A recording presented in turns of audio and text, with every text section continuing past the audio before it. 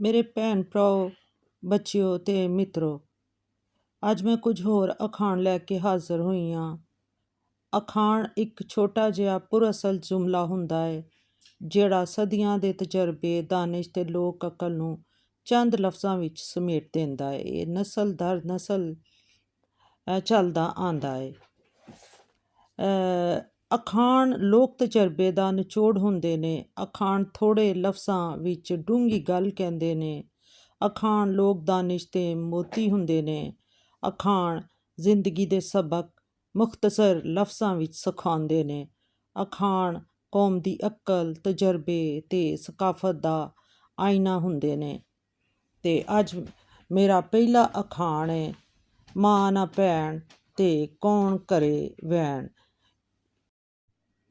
ਇਸ ਅਖਾਣ ਦਾ ਮਤਲਬ ਹੈ ਕਿ ਜੇ ਕਿਸੇ ਬੰਦੇ ਦੀ ਮਾਂ ਤੇ ਭੈਣ ਨਾ ਹੋਵੇ ਤਾਂ ਉਸ ਦੇ ਘਰ ਵਿੱਚ ਕੋਈ ਐਸਾ ਨਹੀਂ ਰਹਿੰਦਾ ਜਿਹੜਾ ਉਹਦੇ ਦੁੱਖ ਸੁੱਖ ਨੂੰ ਸਮਝੇ ਤੇ ਉਹਦੇ ਦਰਦ ਦੀ ਦਵਾ ਕਰੇ। ਯਾਨੀ ਮਾਂ ਭੈਣ ਤੋਂ ਇਲਾਵਾ ਰਿਸ਼ਤੇ, ਸਾਰੇ ਹੀ ਰਿਸ਼ਤੇ ਜਿਹੜੇ ਨੇ ਇਨਸਾਨ ਦੀ ਦੁੱਖ ਦਰਦ ਦੇ ਦਾਰੂ ਹੁੰਦੇ ਨੇ। ਇਨਸਾਨ 'ਤੇ ਕੋਈ ਮੁਸੀਬਤ ਆਏ ਤੇ ਰਿਸ਼ਤੇ ਹੀ ਆ ਕੇ ਉਹਨੂੰ ਸੰਭਾਲਦੇ ਨੇ। ਅਗਲਾ ਮੁਹਾਵਰਾ ਜਾਂ ਅਖਾਣ ਹੈ, ਬਹੁਤੀ ਹੱਸਦੀ ਧੀ ਨਹੀਂ ਚੰਗੀ ਤੇ ਘਰ ਘਰ ਫਿਰਦੀ ਨੂੰਹ ਨਹੀਂ ਚੰਗੀ। ਇਹਦਾ ਮਤਲਬ ਇਹ ਕਿ ਉਹ ਕੁੜੀ ਚੰਗੀ ਨਹੀਂ ਸਮਝੀ ਜਾਂਦੀ ਜਿਹੜੀ ਹਰ ਵਕਤ ਹੱਸੀ ਮਜ਼ਾਕ ਕਰਦੀ ਰਹੇ, ਤੇ ਉਹ ਨੂੰਹ ਵੀ ਅੱਛੀ ਨਹੀਂ ਸਮਝੀ ਜਾਂਦੀ ਜੋ ਘਰ ਘਰ ਫਿਰੇ ਤੇ ਆਪਣਿਆਂ ਸਹੁਰਿਆਂ ਦੀਆਂ ਇੱਧਰ ਉੱਧਰ ਜਾ ਕੇ ਚੁਗਲੀਆਂ ਕਰੇ। ਇਸ ਅਖਾਣ ਵਿੱਚ ਪੁਰਾਣੀ ਮਾਸ਼ਰਤੀ ਸੋਚ ਹੈ ਕਿ ਕੁੜੀ ਜਾਂ ਬਹੂ ਦੀ ਇੱਜ਼ਤ ਇਸ ਵਿੱਚ ਹੈ ਕਿ ਉਹ ਸੰਜੀਦਗੀ ਤੇ ਸਾਦਗੀ ਇਖਤਿਆਰ ਕਰੇ, ਜ਼ਿਆਦਾ ਮੇਲ ਜੋਲ ਨਾ ਰੱਖੇ। ਉਹ ਜ਼ਿਆਦਾ ਹੱਸੀ ਮਜ਼ਾਕ ਕਰਨ ਵਾਲੀ ਕੁੜੀ ਨੂੰ ਬਾਜ਼ ਲੋਕ ਗੈਰ ਸੰਜੀਦਾ ਤੇ ਫਜ਼ੂਲ ਸਮਝਦੇ ਨੇ, ਔਰ ਹਰ ਜਗ੍ਹਾ ਫਿਰਨ ਵਾਲੀ ਨੂੰਹ ਨੂੰ ਘਰ ਦੀ ਜ਼ਿੰਮੇਦਾਰੀ ਤੋਂ ਹਟੀ ਹੋਈ ਸਮਝਿਆ ਜਾਂਦਾ ਹੈ। ਅਗਲਾ ਅਖਾਣ ਹੈ, ਮਨ ਹਰਾਮੀ ਤੇ ਹੁਜਤਾਂ ਢੇਰ। ਇਹ ਅਖਾਣ ਦਾ ਮਤਲਬ ਇਹ ਹੈ ਕਿ ਜਿਹੜਾ ਬੰਦਾ ਕੰਮ ਨਾ ਕਰਨਾ ਚਾਹੇ, ਉਹਦੀ ਕੰਮ ਕਰਨ ਦੀ ਨੀਅਤ ਹੀ ਨਾ ਹੋਏ, ਤੇ ਉਹ ਫਿਰ 100 ਬਹਾਨੇ ਬਣਾਉਂਦਾ ਹੈ।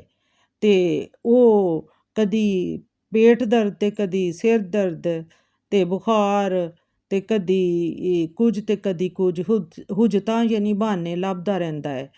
ਤੇ ਇਹਦੇ ਵਿੱਚ ਇਹ ਵੀ ਕਿਹਾ ਜਾ ਸਕਦਾ ਹੈ ਕਿ ਜਦੋਂ ਬੰਦਾ ਹੱਡ ਹਰਾਮ ਹੋ ਜਾਂਦਾ ਨਾ, ਤੇ ਉਹਦੇ ਤੇ ਫਿਰ ਕੋਈ ਨਸੀਹਤ ਅਸਰ ਨਹੀਂ ਕਰਦੀ। ਉਹ ਇੱਧਰੋਂ ਉੱਧਰੋਂ ਮੰਗ ਤੰਗ ਕੇ ਗੁਜ਼ਾਰਾ ਕਰ ਲੈਂਦਾ ਹੈ, ਨਾ ਮਾਂ ਪਿਓ ਨੂੰ ਸੁੱਖ ਦਿੰਦਾ ਹੈ ਤੇ ਨਾ ਆਪਣੇ ਆਲੇ ਦੁਆਲੇ ਦਾ ਖਿਆਲ ਰੱਖਦਾ। ਹੱਡ ਹਰਾਮ ਬੰਦਾ ਕੰਮ ਨਾ ਕਰਨ ਦੇ ਢੇਰ ਬਹਾਨੇ ਕਰਦਾ ਏ, ਉਜ਼ਰ ਲੱਭ ਲੈਂਦਾ ਹੈ। ਢੇਰੋਂ ਹੁਜਤਾਂ ਹੁੰਦੀਆਂ ਨੇ ਉਹਦੇ ਕੋਲ ਕੰਮ ਨਾ ਕਰਨ ਦੀਆਂ। ਸੱਦੀ ਨਾ ਬੁਲਾਈ ਐਵੇਂ ਲਾੜੇ ਦੀ ਤਾਈ। ਇਹ ਅਖਾਣ ਉਸ ਬੰਦੇ ਬਾਰੇ ਬੋਲਿਆ ਜਾਂਦਾ ਹੈ ਜਿਹੜਾ ਬਗੈਰ ਕਿਸੇ ਵਜ੍ਹਾ, ਬਗੈਰ ਕਿਸੇ ਜ਼ਰੂਰਤ ਤੋਂ ਹਰ ਗੱਲ ਵਿੱਚ ਦਖਲ ਦੇਵੇ ਤੇ ਆਪਣੀ ਅਹਿਮੀਅਤ ਜਤਾਵੇ, ਟੋਕਾ ਟਾਕੀ ਕਰੇ, ਐਵੇਂ ਹੀ ਆਰਡਰ ਲਾਵੇ। ਇਹ ਉਹ ਆਦਤ ਹੈ ਜਿੱਥੇ ਬੰਦਾ ਬਗੈਰ ਹੱਕ ਦੇ ਹਰ ਗੱਲ ਵਿੱਚ ਟੰਗ ਅੜਾਏ, ਦੂਜਿਆਂ ਦੇ ਕੰਮ ਵਿੱਚ ਬਾਰ-ਬਾਰ ਮੁਦਾਖਲਤ ਕਰੇ, ਇੰਝ ਹੁਕਮ ਚਲਾਏ ਜਿਵੇਂ ਉਹ ਸਾਰਿਆਂ ਦਾ ਬਾਸ ਹੈ। ਇਹ ਮੁਹਾਵਰਾ ਐਸੇ ਬੰਦੇ ਵਾਸਤੇ ਵਰਤਿਆ ਜਾਂਦਾ ਹੈ ਜਿਹੜਾ ਬਿਨਾਂ ਮਤਲਬ ਦੇ ਦੂਜਿਆਂ ਦੇ ਮਾਮਲਿਆਂ ਵਿੱਚ ਟੰਗ ਅੜਾਵੇ। ਸੱਦੀ ਨਾ ਬੁਲਾਈ ਤੇ ਐਵੇਂ ਲਾੜੇ ਦੀ ਤਾਈ, ਯਾਨੀ ਉਹਨੂੰ ਨਾ ਬੁਲਾਇਆ ਜਾਂਦਾ ਹੈ ਲੇਕਿਨ ਉਹ ਬਿਨਾਂ ਬੁਲਾਇਆ ਹੀ ਪਹੁੰਚ ਜਾਂਦੇ ਨੇ ਇਹੋ ਜਿਹੇ ਲੋਕੀ, ਤੇ ਘਰ ਵਾਲਿਆਂ ਤੇ ਰੋਹ ਪਾਉਣਾ ਸ਼ੁਰੂ ਕਰ ਦਿੰਦੇ ਨੇ, ਹੁਕਮ ਚਲਾਉਣਾ ਸ਼ੁਰੂ ਕਰ ਦਿੰਦੇ ਨੇ। ਪੰਜਾਬ ਦੇ ਵਿੱਚ ਵਿਆਹਾਂ ਉੱਤੇ ਇਹੋ ਜਿਹੇ ਕਿਰਦਾਰ ਆਮ ਹੁੰਦੇ ਨੇ ਜਿਹੜੇ ਹਰ ਕੰਮ ਵਿੱਚ ਇੰਝ ਕਰ ਲਓ, ਉਂਝ ਕਰ ਲਓ, ਇੰਝ ਨਾ ਕਰੋ ਕਰਦੇ ਨੇ।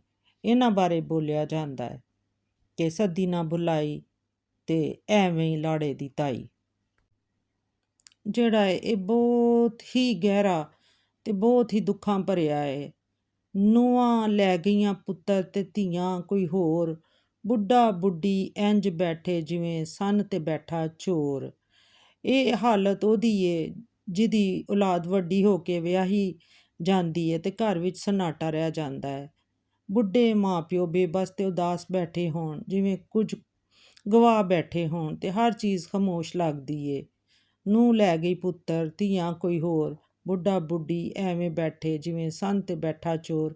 ਇਹ ਗੱਲ ਉਹ ਹਾਲਤ ਨੂੰ ਬਿਆਨ ਕਰਦੀ ਹੈ ਕਿ ਜਿੱਥੇ ਪੁੱਤਰ ਤੇ ਧੀਆਂ ਆਪਣੇ ਆਪਣੇ ਕੰਮਾਂ ਜਾਂ ਘਰਾਂ ਵਿੱਚ ਰੁੱਝ ਜਾਂਦੇ ਨੇ, ਮਸਰੂਫ ਹੋ ਜਾਂਦੇ ਨੇ। ਧੀਆਂ ਸਹੁਰੇ ਘਰ ਤੇ ਪੁੱਤਰ ਆਪਣੇ ਘਰਾਂ ਵਿੱਚ ਮਸਰੂਫ ਹੋ ਜਾਂਦੇ ਨੇ, ਤੇ ਬੁੱਢਾ ਬੁੱਢੀ ਚੁੱਪ ਉਦਾਸ ਤੇ ਬੇਬਸ ਹੋ ਕੇ ਬੈਠੇ ਹੁੰਦੇ ਨੇ, ਜਿਵੇਂ ਸੰਨ 'ਤੇ ਬੈਠਾ ਚੋਰ। ਮਾਪੇ ਧੀਆਂ ਪੁੱਤਰਾਂ ਨੂੰ ਪਾਲ ਪੋਸ ਕੇ ਵੱਡਾ ਕਰਦੇ ਨੇ, ਵਿਆਹ ਕਰਦੇ ਨੇ। ਪੁੱਤਰ ਨੂੰਹ ਲੈ ਕੇ ਵੱਖਰਾ ਹੋ ਜਾਂਦੀ ਏ, ਧੀ ਸਹੁਰੇ ਚਲੀ ਜਾਂਦੀ ਏ, ਬੁੱਢੇ ਮਾਂ ਪਿਓ ਇਕੱਲੇ ਰਹਿ ਜਾਂਦੇ ਨੇ। ਉਹਨਾਂ ਦੀ ਹਾਲਤ ਚੋਰ ਵਰਗੀ ਹੋ ਜਾਂਦੀ ਏ, ਜਿਹੜਾ ਫੜਿਆ ਜਾਵੇ ਤੇ ਸਿਰ ਝੁਕਾ ਕੇ ਬੈਠ ਜਾਂਦਾ ਏ। ਇਹ ਔਲਾਦ ਦਾ ਫਰਜ਼ ਏ ਕਿ ਮਾਪਿਆਂ ਦੀ ਬੇਬਸੀ ਦਾ ਖਿਆਲ ਰੱਖਣ।